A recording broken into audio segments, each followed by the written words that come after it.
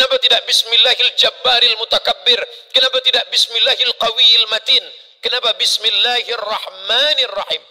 Karena yang di awal kali pertama jumpa yang ditampilkan adalah Rahman, kasih sayang. Rahman, kasih. Rahim, sayang. Bismillahirrahmanirrahim. Dengan nama Allah yang maha kasih dan sayang.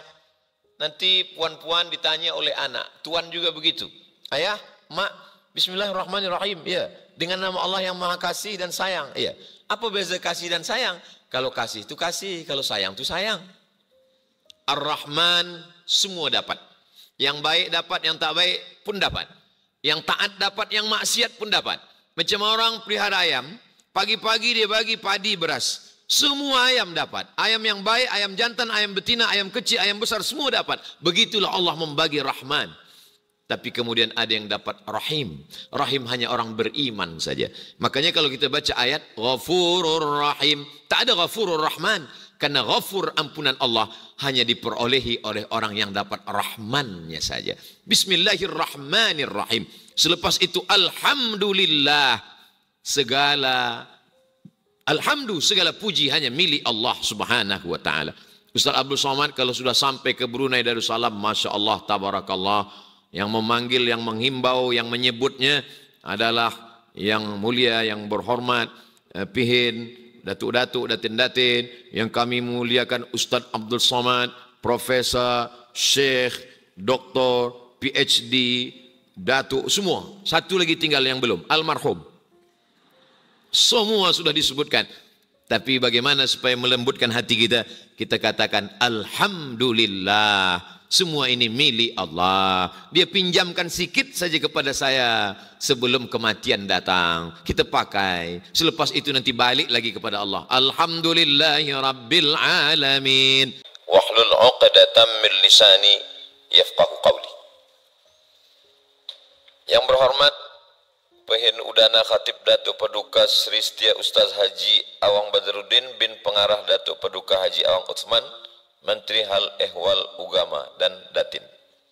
Yang berhormat Haji Awang Sulaiman bin Haji Nasir, Ahli Majelis Mesyuarat Negara. Yang mulia Ustaz Haji Abdul Rajid bin Haji Muhammad Saleh, Pengarah Pusat Dakwah Islamiyah. Datuk-datuk, datin-datin, hadirin hadirat, yang tak dapat saya sebutkan satu dan satu, semuanya insya-Allah kita dimuliakan Allah Subhanahu wa taala kerana iman dan Islam. Amin ya rabbal alamin. Dalam Islam ada satu istilah muallaf.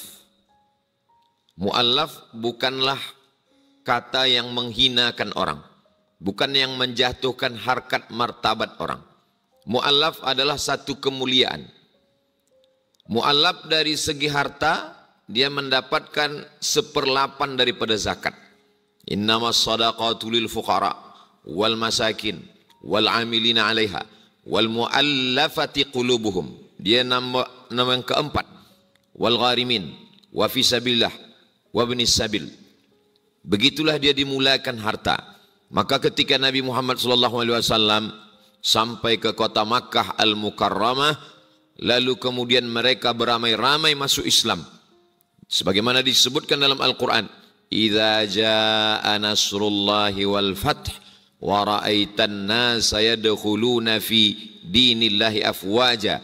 Mereka berbondong-bondong beramai-ramai masuk Islam.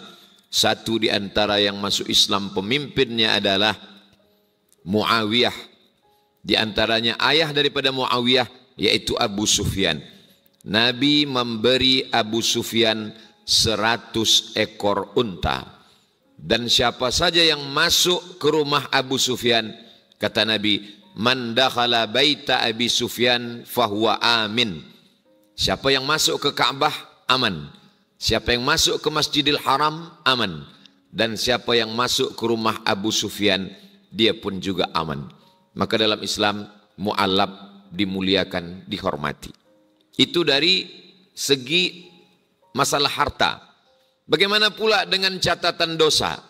Orang yang mu'allaf masuk Islam, maka dia bersih, tak ada dosa. Jadi kalau dibandingkan Ustaz Abdul Somad dengan mu'allaf, maka lebih mulia lagi mu'allaf. Karena mu'allaf tak ada dosa. Ustaz Somad, dosa tak terhitung lagi, banyak betul. Man kasura kalamuhu kasura saktuhu. Siapa yang banyak cakapnya, dialah yang paling banyak dosanya. Maka di antara kita ini semua, saya yang paling banyak dosa sebab banyak cakap. Mudah-mudahan Allah mengampuni segala silap salah saya. Tentang masalah nama, mu'allaf. Mu'allaf diambil dari kata allafa yu'allifu. Seorang yang menulis buku disebut dengan mu'allif. Karena dia mengumpulkan dalil, Quran, hadis, ijma', qiyas, syar'u man qablana, saddu zara'i, qaulus sahabi, istihsan, istishab, urf, disatukannya menjadi satu. Maka mu'allaf adalah orang yang tercerai berai jauh, lalu dia disatukan lagi ke dalam Islam. Mu'allaf mengandung makna, kalau ada sesuatu yang liar, maka dia dijinakkan disebut dengan alif. Maka mu'allaf, mungkin dia selama ini jauh, maka dia didekatkan lagi kepada Allah Subhanahu wa ta'ala. Disebut dengan mu'allaf. Mu'allaf juga bermakna yang dilembutkan hatinya. Maka cara melembutkan hatinya dengan kata-kata yang baik, dengan 100 ekor unta, dengan kemuliaan dan kebaikan-kebaikan, sehingga lembutlah hatinya. Kalau ada orang merasa dirinya rendah, hina, karena dia mu'allaf, maka sesungguhnya kita semua, ayah kita, datuk kita, moyang kita ke atas, sesungguhnya mereka juga adalah orang yang mu'allaf. Kitab yang paling tinggi dalam Islam hadis adalah kitab Sahih Al-Bukhari. Sahih Bukhari itu ditulis oleh seorang ulama bernama Muhammad bin Ismail bin Ibrahim bin Al-Mughirah bin Bardizbah. Bardizbah mu'allaf, orang Persia yang masuk Islam. Lalu kemudian bagaimana dengan istri Nabi? Istri Nabi disebut dengan Ummahatul Mu'minin. Mereka adalah mu'allaf. Di antaranya adalah seorang perempuan. Nama ayahnya Huyai, nama datuknya Akhtab. Perempuan itu bernama Sofiyah. Suatu malam dia bermimpi memangku bulan. Kemudian dia bercerita kepada ayahnya, wahai ayahku Huyai, malam tadi saya bermimpi melihat bulan turun dan saya memangku bulan.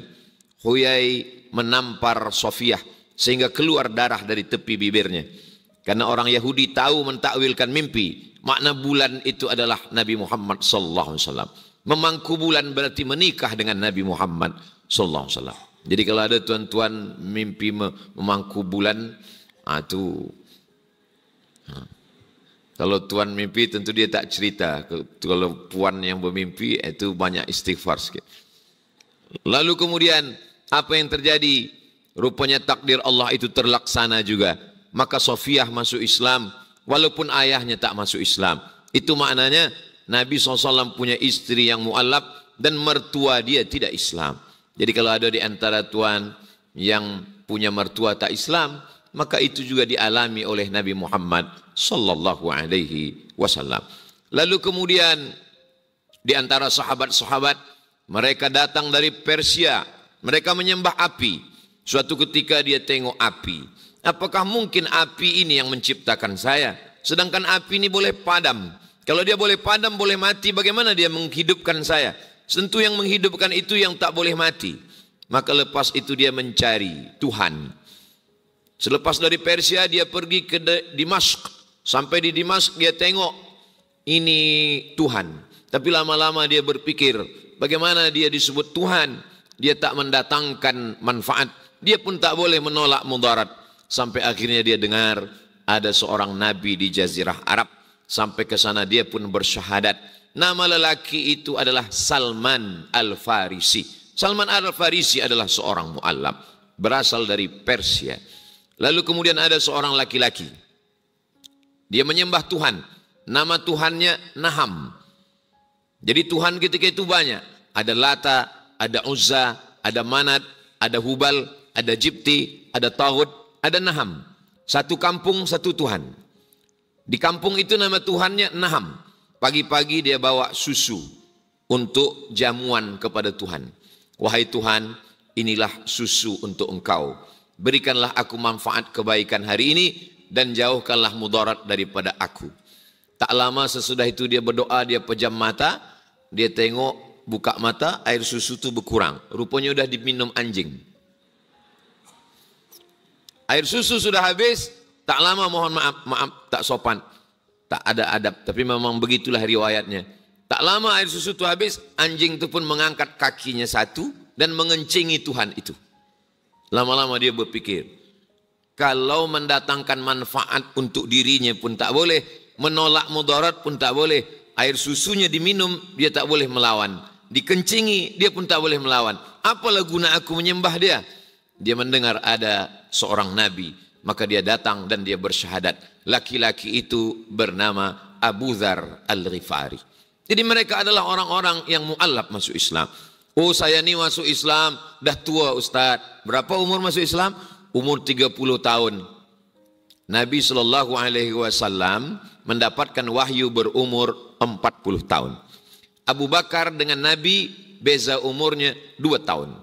Bila Nabi mendapatkan wahyu umur 40, maknanya Abu Bakar Siddiq masuk Islam umur 38 tahun. Dia mu'allaf umur 38 tahun.